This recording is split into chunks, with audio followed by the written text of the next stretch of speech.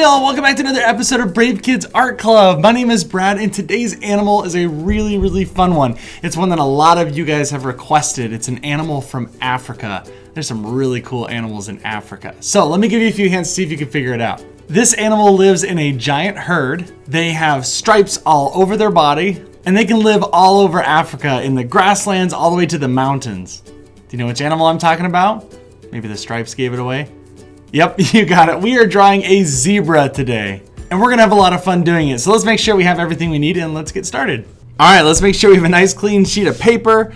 Then get out your pencil, make sure it's sharpened. We're gonna need an eraser to erase all of our sketching that we're gonna be doing. And then we're gonna need to use a dark marker or a pen that we can use to do our outline. And at the very end, we're gonna fill in those awesome stripes with some color. So, you don't have to have markers. You can have paints or colored pencils or crayons or whatever you need. It all works, but just get something to color with. So we're going to do kind of a little shape like this. A little curve, a little arc, and then we're going to go round it off on the edges on both sides. And you can draw pretty light because we're going to make some changes. And then we're going to come down. We're going to finish off our bean. Maybe it's a little jelly bean. There we go. Let's start drawing the head. And the way I'm going to do that, I could draw a little circle there, but they don't really have a roundish head. So what we're going to do is we're going to kind of go up from here. We're going to kind of draw a line starting right about there. And we're going to draw another line kind of going up here because they kind of have longer necks. Horses and zebras have these longer necks. And then what we're going to do is we're going to have that curve forward up at the top for the top of their head. And before we go all the way down, let's make sure we have the bottom part of the mouth. So let's just do a straight line. Now that might be not high enough, but that's good. Now we know how high we need to make that. So we either can make that a little bit lower, and then we're gonna kind of do a loose little curve right here, just because this is where the eyes, the kind of like where our forehead is and our nose starts. You kind of have this little dent. So we're going to do that for our zebra as well. And then we're going to come down and kind of curve it down there. Now we get to do the face. So they actually have like a little, their mouth in the front is a little bit more circular. I think when we drew our horse the first time, or we drew our unicorn, I should say. We didn't draw a horse, we drew a unicorn. We kind of had a circle going on over there. So you can do that to help you, but just realize that there's going to be a little bit of a chin for the bottom half of their mouth. So we'll kind of bring that down. And then when we do that, we can actually make the mouth like this. We'll have them open smiling, huh? How about that? Let me clean it up a little bit so you can see it. I'm not going to show their teeth, but when they, if they ever fight, zebras can be kind of vicious when they're fighting each other, and they'll kick each other real hard, but they also can bite really hard. Okay, so we kind of have and the top lip should go out a little bit further. And then we'll leave room for the little nostril on the nose. Okay, so we did this. Now that head looks a little bit huge, but I think it's because I need to add the mane. That's the hair that's on the back of their neck and on their head.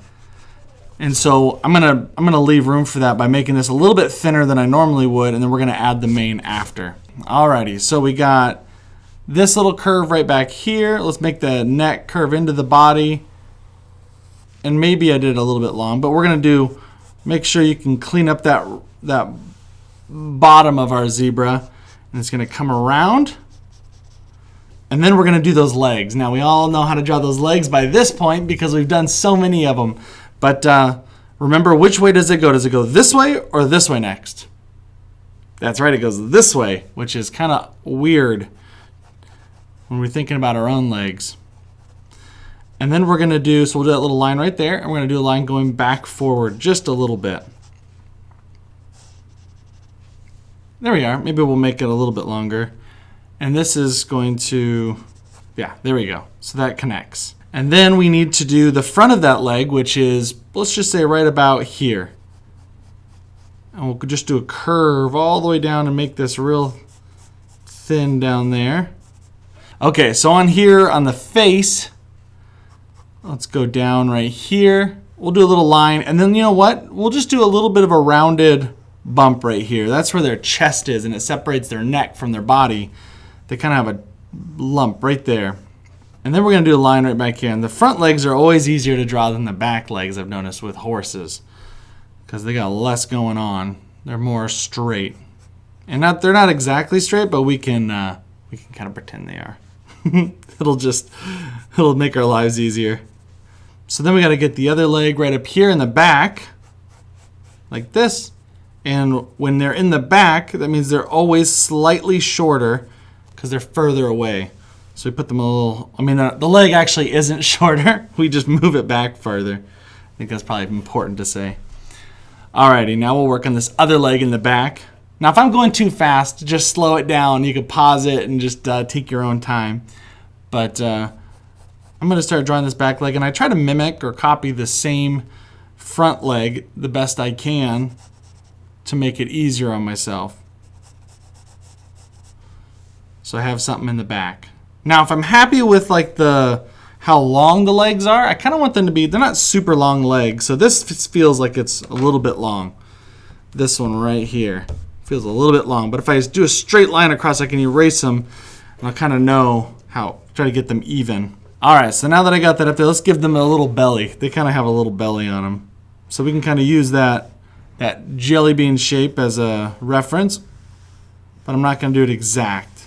So you see how we did our sketches? We don't really follow it exactly, but you'll notice how we are staying pretty close to where it's at because it keeps us within that size. That's really the big thing. It's not really important about the shape, more of the size of it, and then we can kind of make things fit within it.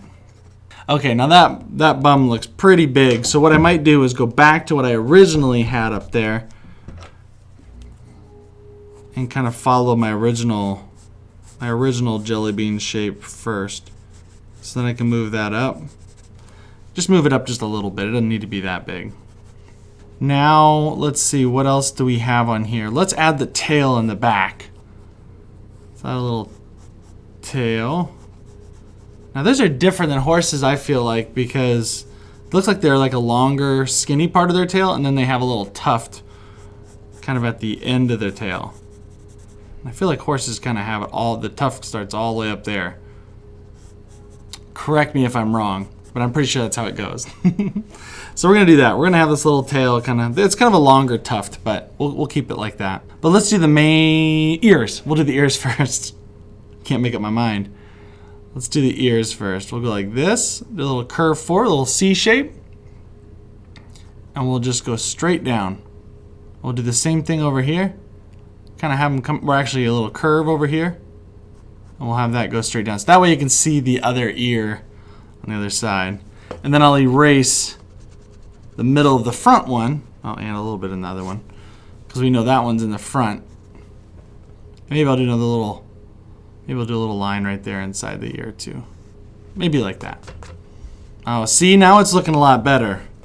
And it's not going to look like a zebra at all until you put those stripes on it. It's actually kind of funny. I've been drawing them, and I'm like, I just am drawing a horse. It doesn't look anything different than a horse.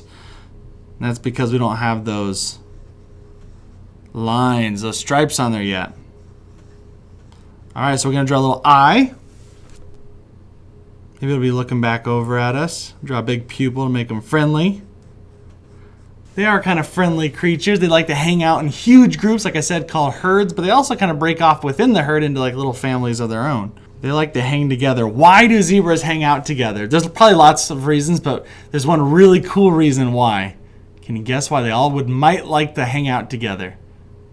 It's because they're stripes. They're actual stripes. If they put them all together, it's hard for predators like lions and things to tell how many there are.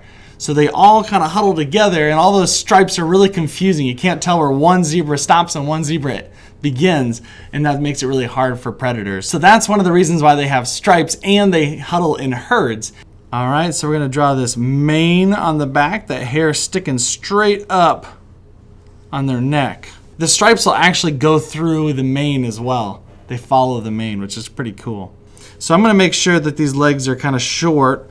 But what I'm going to do is I'm going to take the leg and I'm going to add the little hoof on the front. Just going to do a little curve on the front, and I'm going to cut it off. So I'm going to add a little curve on the front. I'm going to cut it off right there. See how this one's a little bit higher up?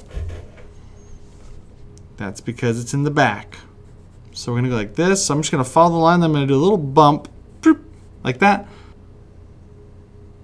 Boop. There you go. Just a little curve off of there.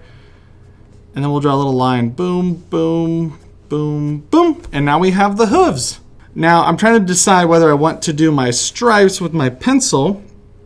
You might want to do that. You might want to set your stripes kind of with a pencil so you can tell where they're going to go. And then you can fill them in with whatever you're going to use to color. So I can maybe set where my stripes might go, and I might make them thicker than this. Like that. Let's see. Kind of have them go all the way down the body. And then maybe I'll even do one like this. And I'll start going down the... You can do them however you want. You can do however you want to draw your stripes. Every zebra has different stripes or different marks. So that's how they tell each other apart. And it makes them all unique. So when you're drawing your zebra, however you draw those stripes is perfect. Because you are making a unique zebra. You're making your own zebra. And no two zebras have the same stripes. So go ahead and don't feel bad putting whatever types of stripes you want on there. You can get really creative. Okay, so I'm going to get these stripes. Some more stripes, maybe some more down here. Then I got some more going on up here and down here. Like that. Remember, they go through the mane too. They go all the way up through the mane. And we'll do maybe one right there. One right there, and maybe one last one right there. And then their mouth actually looks a little bit different because it always is dark right there on their nose, their snout, at the end of their snout. So we'll kind of do this little backwards S shape, and then we'll color that in. Now does this look like a zebra? Yes, it does. It's starting to look like a lot like a zebra. So now what we need to do next is outline this with a dark marker or a pen. All right, now I was just about to start, but I noticed something, and I'm going to change it beforehand. This leg is looking really, really thick, and they actually have very skinny legs, chunky body, but skinny legs. So what I'm going to do is I'm going to fix this leg back here by doing a couple things. I'm going to move this leg, this part of the front of the leg, make it a little bit thinner. There we go. And then I'm going to have this come in a little bit more, and then have it go down. See what I did there? I just made it a little bit thinner. That's looking a lot better. It was a little bit too thick. Okay, now we get to start. And I'm going to start with the major parts, which is the body. So we're going to go start with the body over here. All the way up. There we go. We'll do those ears. They say a lot with their ears. Same way horses do. But if they're scared, you'll see them like lay back. If they're trying to listen for something, they'll stick straight up. But those ears really help them out there in the wild. Speaking of wild, I had no clue that they could live in the grasslands. They could live out on the mountains. They could live all over Africa. I thought that was really, really cool. Because I only thought they lived in the grasslands and just grazed and ate grass all the time. I mean, they do that, and they graze they go a long ways. They go a long ways to find water and food. And they do it together. Keeps them safe. All right. Let's draw that little bump on the front for the chest. Let's do this mane. I always thought their manes are really cool because they stick straight up. Now, some horses, they lay down and are really long and flowy, but zebras, they're like toothbrush bristles. They shoot straight up. And the stripes stay there with them. They follow along the body and go straight into the hair, the mane. All right, let's do these legs. They do make some really interesting noises. You'll have to listen to what they sound like. Have your parents look that up with you. Zebras have some pretty cool noises that they make. Different than our horses. Let's do that belly. They eat a lot of grass, so they're going to have a big old belly down there. We'll do that front leg. Up, up. Now their stripes are so interesting. I think that's been a question that a lot of people have asked is, are zebras white with black stripes or are they black with white stripes? Do you know which one? The answer is, drumroll please, it is black with white stripes. Their skin is completely black, and then they have these white stripes or white fur on top. Isn't that crazy? I don't think I would have guessed that. I'm pretty sure I didn't guess that. For those of you who did, 10 points. That's pretty cool. So not only does it help them camouflage and keep them safe, but it also kind of detracts some of those bugs that might bite them and spread diseases. Those colors just, they don't like to, they're not really attracted to those colors. And they're also, it might also act as like a sunscreen, because animals get sunburns too. You don't think of that. When we did the rhino, we learned that they roll around in mud so that they don't get sunburned. All right. Oh, we got to do the little eyes over here. I'm going to stop talking for 1 second because they're hard to do.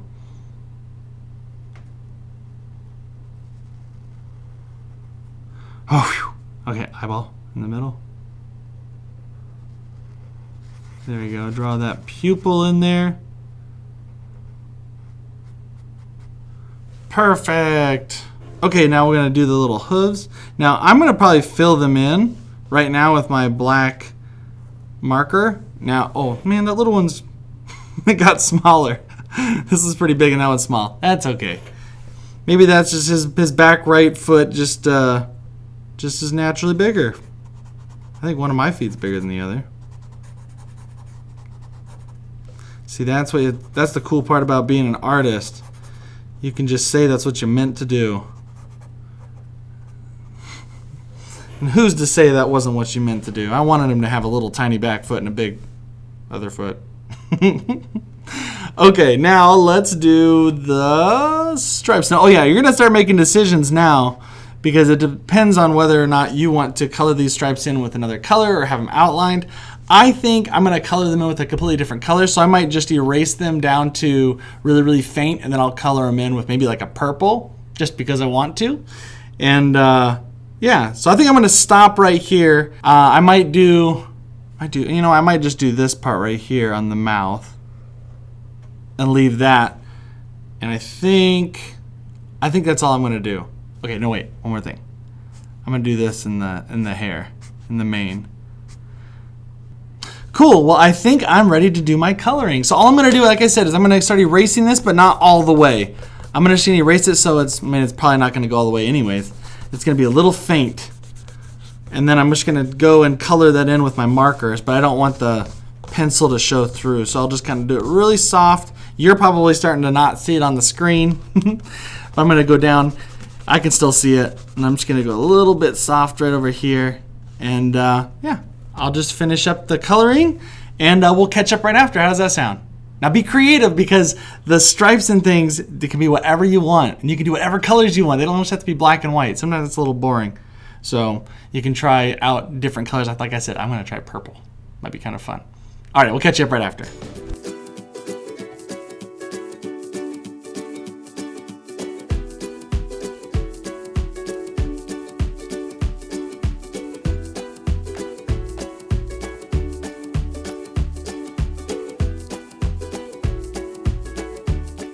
And there we go.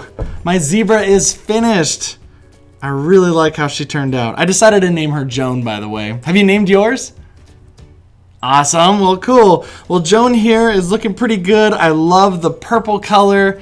It's normally they're black or they have brown stripes on some of them, so you could do that. But I kind of thought it'd be fun to do purple, and I'm happy with how it turned out. And because I'm happy with how it turned out, I need to sign my name on it because I'm proud of my work.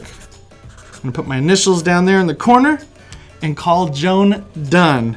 Well, hopefully you guys had a great time. I know I did. We do these every single day, so that's Monday through Friday. So make sure you subscribe to the channel, and if you enjoyed drawing our zebra today, please give it a like. Oh, and if you have other animals that you want me to draw, so many of you guys have been sending in requests, so thank you. But if anybody else would like to, or you want to show off your work, just find us at Brave Kids Art Club. But thank you guys so much for showing up. Remember, be brave, be creative, but most importantly, be you. Alrighty, we'll see you guys next time.